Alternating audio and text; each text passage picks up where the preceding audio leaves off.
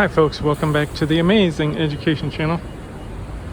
You don't get good video, but it's the ideas that you need, not exactly what you might expect to hear, but information that's going to benefit you. I'm a master educator. I'm not a financial advisor, so this is not financial advice. Legally, we're required to say that because I talk about money and how to make money and help you with your finances. But only a financial advisor is allowed to give financial advice. So maybe it's money advice, but basically it's for educational purposes only, sometimes entertainment as well. So today's topic is catching the lying potential renters, people that want to rent from a rental property. Well, usually it's not that hard. And the reason is you collect information at several steps. When somebody contacts you, say you have a rental house or a rental room, and you post an ad, and in the advertisement you might say something like, please contact me with your contact information. Well, nearly 9 out of 10 people, maybe even 99 out of 100, might contact you through your listing system, but they will not provide their contact information. That's right. So maybe 1 in 100 is going to comply. That's a good candidate. But people are careful with their information, so it's not shocking that most people won't provide the information. But remember, you're renting a house or you're renting space in a living area, apartment, condo. If they're not willing to give you the email or phone number, you don't want to do anything with them. So even before you give a tour, you need to get that information. You need to know who is coming to your apartment, your house, your condo. You need to know who they are before you give them a tour. So now, how do you catch them from lying? Well, you want to get information, not just their contact information, but for example, how many people will be living in the space, get their names, and if the last names are different, then you could also ask them about their relationship. If you have, for example, single family housing, and people can be married and they have different last names, that's fine.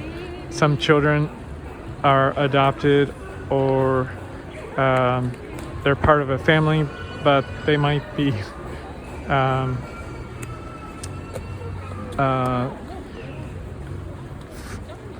it's a divorce and a remarriage situation, so that you have different names in the family.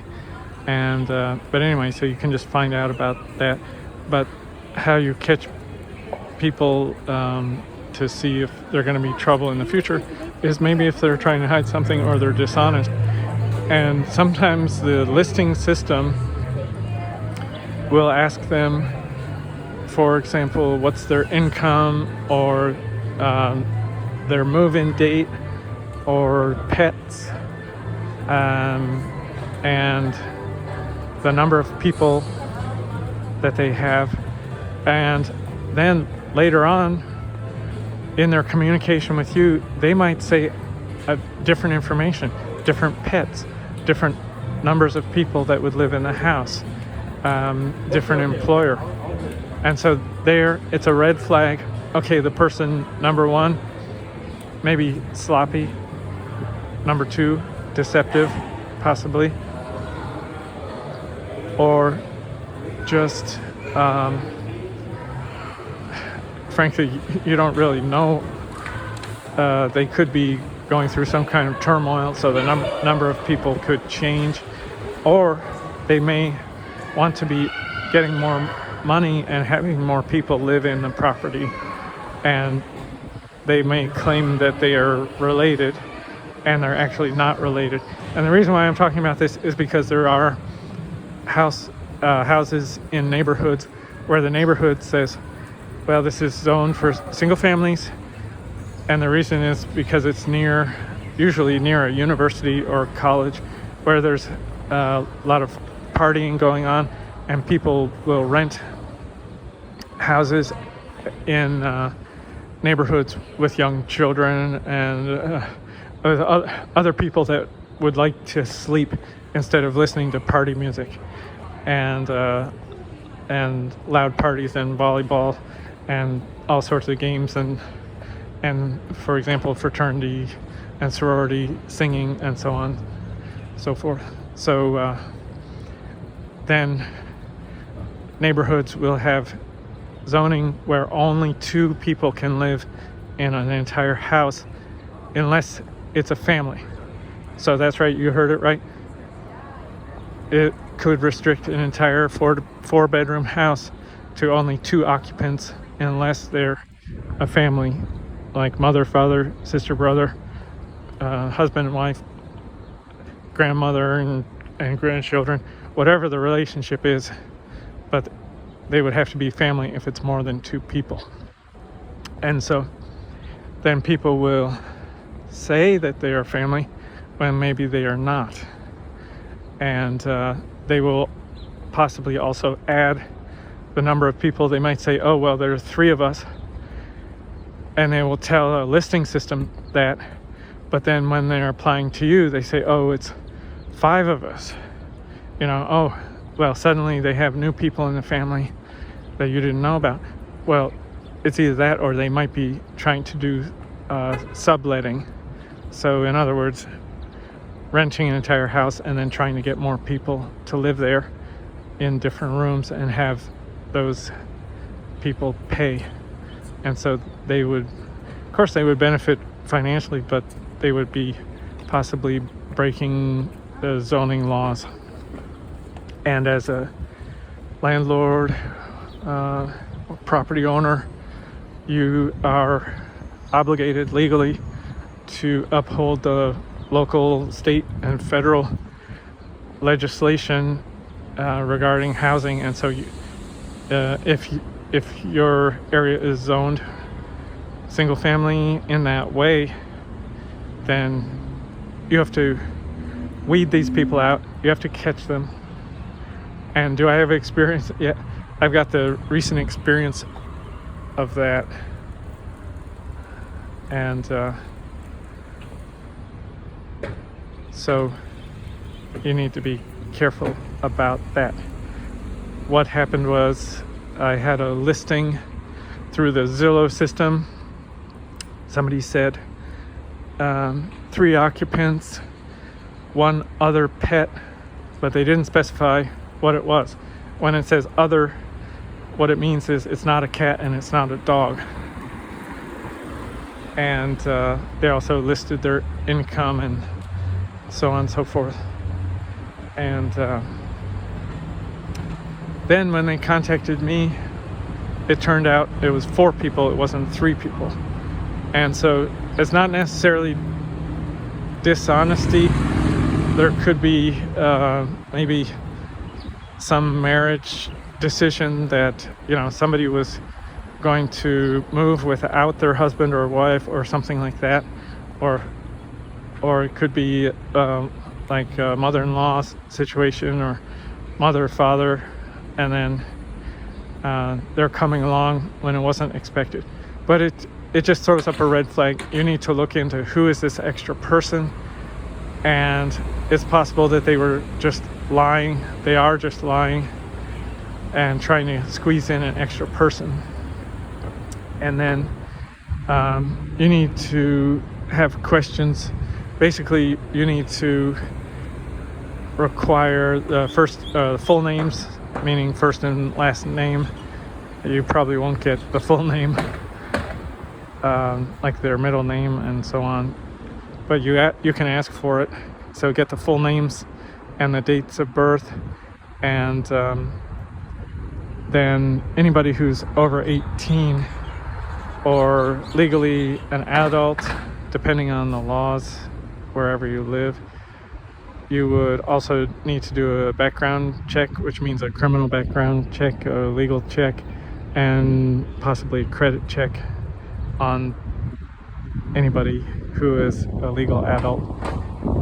And then that won't necessarily tell you what their relationship is and if they're part of the family, but it might. And you can do other kinds of online checks to see maybe they truly are related, and that's going to help you. Also, you might want to, if they claim to be a family but you have no evidence, you may want to check something like, okay, well, do you have something like a wedding photo or a joint account, or even a wedding invitation or an engagement ring or something like that. Just any kind of proof, because you just need to know if they are a family or not, and they might not actually be related. So now some people might say that's being too much of a stickler, but frankly, having live-in boyfriends or girlfriends when you have an expensive rental house and you have children involved, you could run into legal trouble, and it's often not a good situation, live-in boyfriend girlfriend kind of situation. If even if there was a divorce and it's the second time or third time around, somebody's not really thinking straight, having young children with unrelated people living in the house. It's just not a good thing, and it's very questionable, and not legally the brightest things are going on to have unrelated adults with young children, or whatever age children. So, all right, but you can catch them just by asking the information again before you show the house. As I said, you need to gather the information of their identities and so on before you show the house. And don't just tell them to show up and show them around. And you might say, that seems a little bit excessive, but if you have an expensive house, people come, they even steal appliances, and in certain states and cities, they will come into an empty house and steal the copper pipes and actually destroy the value of the home. They gut it. So you need security and you need identity. So don't get taken advantage of, and also catch people who may be trying to deceive you, because it just shows that you might not have a good relationship with that person if you do rent to them, even though they might be able to pay the rent. But if they're willing to trick you and they have the attitude of taking advantage of other people, you don't want to be the person taken advantage of. And there are better people out there possibly that you could find if you're a little more patient. And so you can put the deceivers on the back burner and just tell them, for example, that you would make a decision on the best candidate for the house, say a few months in the future. And most people, when they're looking, especially if they're sort of problem people, they need housing right away, and they're going to find some kind of housing in the next week or two, probably, and or give up if they seem to have too many red flags, or if your communication isn't comfortable, anything that bothers you about them, even something as simple as their typing, like their grammar and the proper capitalization and proper spelling. If they're inexperienced and improper in a way, like poor English, that might bother you and you might find communicating with them could be a problem. And but now it just depends on your style and your personality, but you get to choose who's going to live in your house and whether you feel comfortable with them. And so you don't have to show your house, give tours, or sign a lease with anybody that you think you're going to have trouble communicating with, or that they're not respectful. And so part of being a respectful tenant is proper communication and complete sentences, or the ability to communicate using sentences, for example. That's just one example. And can they spell their names properly? And you might think that's nutty, but there are people that don't spell their names properly, and you have to wonder, who are they really? There are plenty of people out there desperate for housing because they are possibly desperate people, or just problem people, drug addicts, drug users, other addicts and alcoholics and so on, that may be going through hard times and would perhaps add to hard times for you if you let them live in your place. And you have to keep in mind that a lot of people who are renting, well, why don't they own? Maybe because they have trouble in their life, or they could be young, inexperienced, or who knows what. But anyway, you just have to find these things out and choose the best tenant that you can find. Or perhaps if you can't find some for certain areas, you might have housing in the wrong area doesn't match up with your expectations for who you would like to deal with in housing, and you could sell the housing and just get out of it and maybe buy somewhere else. So good luck. Take care now.